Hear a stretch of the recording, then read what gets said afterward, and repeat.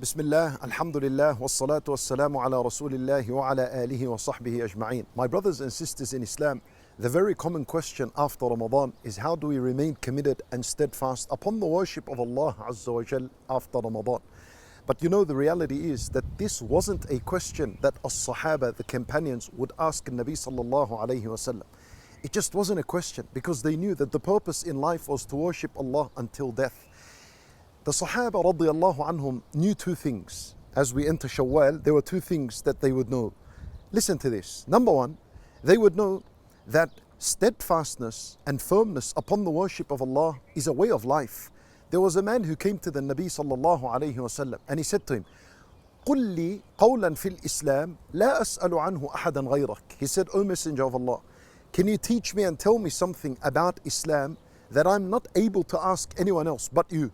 So Nabi sallallahu alayhi wasallam answered him and he said to him, قُلْ آمَنْتُ بِاللَّهِ ثُمَّ اسْتَقِمْ. Look how short the answer was.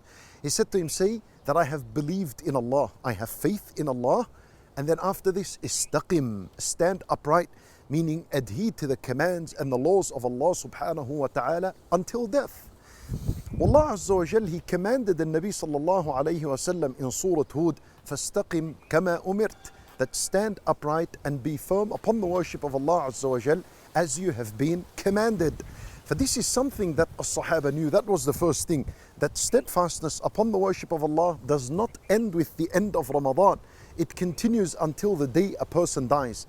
And the second piece of information they knew, and this is very important, that towards the end of the Islamic year, that is a season of worship. We have 6-7 months, it's a season of worship.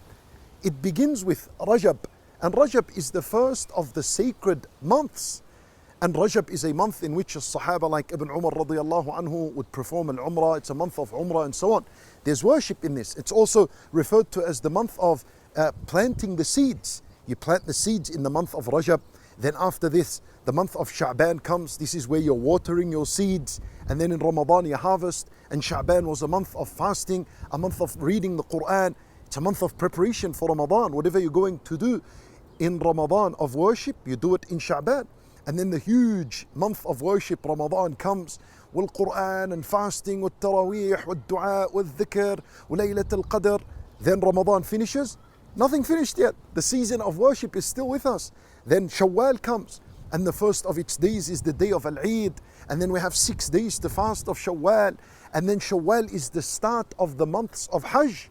Allah Azza wa Jalla, He says, Al-Hajju ashhurun ma'lumat, that Al-Hajj is known months. And the months of Hajj are Shawwal, Dhul Qa'dah, which is the month after, and the first 10 days of Dhul Hijjah. So this is a month in which the Hujjaj, those who are going to do Hajj, begin to prepare from now. They pack their bags up. Allah Azza wa Jal, He said, فَإِنَّ خَيْرَ الزَّادِ التَّقْوَى. The best thing to pack up is at-taqwa. This is a month of taqwa. This is a month in which you're supposed to charge up for Al-Hajj. And then Dhul Qa'dah comes, and then Dhul Hijjah comes. And the first 10 days of Dhul Hijjah are the best days on earth. They're the best and most beloved days to Allah Azza wa Jal. These are days in which we are recommended to fast, right? And the Hajj, it takes place in these days. And then Muharram comes, and Muharram is a month in which it's the best month to fast after Ramadan. And there is Yawm Ashura in that month. So we are still in this season of worship. This is what the Sahaba knew. So there is no time to be lazy and time to ease back. Yes, of course, your worship after Ramadan is not going to be like Ramadan. However, keep what you did in Ramadan, at least something going. Some night prayer, some fasting, some dhikr, or dua, or salat, and so on. You keep this going. And of course, being firm and steadfast upon your obligations. We ask Allah subhanahu wa ta'ala to forgive us.